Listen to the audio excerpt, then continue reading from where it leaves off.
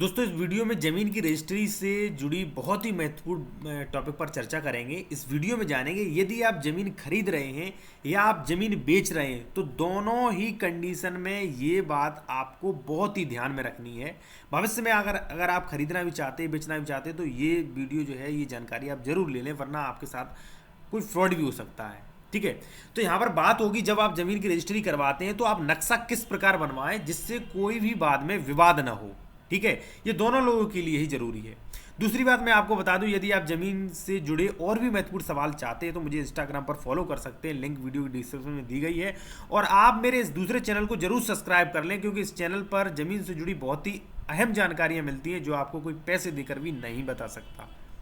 चलिए आते हैं अपने टॉपिक पर। देखिए यहाँ पर मैं बात कर रहा हूँ, जैसे मान लीजिए आप रजिस्ट्री करवाते हो, रजिस्ट्री में आपकी जो भी ज़मीन का नक्शा होता है जो आप खरीद रहे हैं, जिसे हम चौगद्दी भी बोलते हैं कहीं कहीं पर, उसे मेंशन जरूर करना पड़ता है, उसे दर्शाया जाता है। तो दर्शाते समय कुछ गलतियाँ हो जाती हैं या लोग कुछ फ्रॉड कर देते हैं, जिससे बाद में बहुत बहुत परेशानियाँ आती हैं। ठीक है, तो दोनों लोगों के लिए मैं आपको बता दूं, बहुत ही महत्वपूर्ण बात बता दूं कि यदि मान लीजिए, मैं आप समझाने अब आपको समझा दूं कि सपोज दैट ये जो है, ये ए है, ये बी है, और ये सी है, और ये डी है, और ये जो ज़मीन है ये जेड व्यक्ति की ज़मीन है। अब यहाँ पर जब जेड व्यक्ति बेचेगा तो यहाँ पर जेड व्यक्ति बेच रहा है, सपोज दैट जेड व्यक्ति बेच रहा है और ए और सी व्यक्ति खरीद रहे हैं। तो यहाँ पर जेड व्यक्ति को ये ध्यान देना है कि ये जो दर्शाया जा रहा है, सपोज दैट ए या सी नहीं खरीद रहे हैं, या मान लीजिए कोई अदर व्यक्ति एक्स व्यक्ति खरीद रहा है, फिर भी जेड व्यक्ति को ये ध्यान देना है कि ये जो हमारी रजिस्ट्री में ये जो लोग दर्शाए गए हैं, ए पूर्व में, या मान लीजिए पश्चिम में डी, उत्तर में सी, दक्षिण में बी, यदि कुछ इस प्रकार दर्शाए गए हैं तो जेड को ये देखना चाहिए कि ये चौगद्दी जो है, ये जो नक्शा बनाया गया है, ये सही है या गलत है। ठीक है, जिससे जेड जो व्यक्ति है उसे परेशानी आ सकती है। जैसे मान लीजिए जेड का एक ये नंबर है गाटा संख्या 6 में, और सपोज दैट मान लीजिए एक गाटा संख्या, मान लीजिए सपोज दैट ये भी ज़मीन है।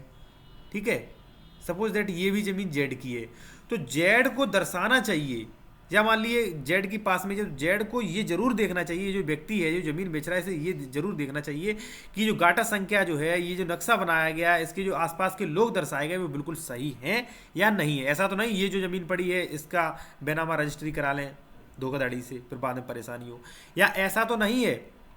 ठीक है, दूसरी बात ये है, जैसे मान लीजिए सपोज दैट यहाँ पर मैं बता दूं कि ये ज़मीन सपोज दैट मान लीजिए ए और सी मिलकर खरीद रहे हैं, सपोज दैट।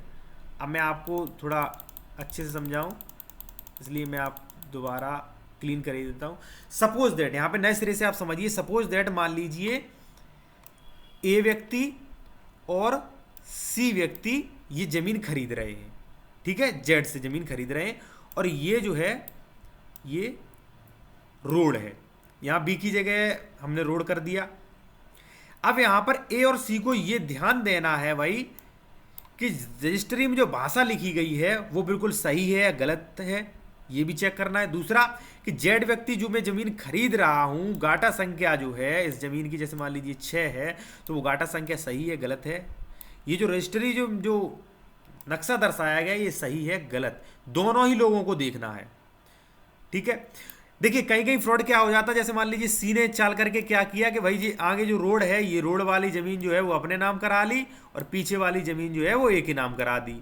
ये भी फ्रॉड हो जाता है कई जगह, तो ये भी आपको ध्यान रखना है जिससे बाद में कोई दिक्कत ना हो। जेड को भी ध्यान रखना है कि भाई ऐसा तो नहीं कि ये जो चौगद्दी बनाई गई वो गलत सलत बनाई, जिससे भविष्य में परेशानी आए। सपोज दैट मान लीजिए ए और सी ने ये ज़मीन खरीद ली है, तो ये पहली बात तो इस ज़मीन को आपसी सहमति से बंटवारा कर सकते हैं। भाई कायदा तो यही है, बीच से आधी आधी कर लें, दोनों लोग आधे आधे रोड पर रहें। ठीक है, दोनों लोग जो है वो आधे आधे रोड पर रहें। सपोज दैट जैसे मान लीजिए इन दोनों में विवाद होता है, तो ये कोर्ट द्वारा सरकारी बंटवारा करा सकते हैं, जिससे भविष्य में कोई परेशानी नहीं होगी। तो बस मेरा मकसद इस वीडियो में यही बताना था कि जैसे मान लीजिए आप कोई ज़मीन खरीदते हैं तो ज़मीन खरीदने वाले बेचने वाले को किन बातों का ध्यान रखना चाहिए जिससे भविष्य में कोई भी किसी प्रकार का फ्रॉड ना हो। यदि आपका कोई क्वेश्चन है तो आप मुझे इंस्टाग्राम पर फॉलो करें और अपने पर्सनल क्वेश्चन मुझसे पूछ सकते हैं, और मेरे चैनल को जरूर सब्सक्राइब कर लें।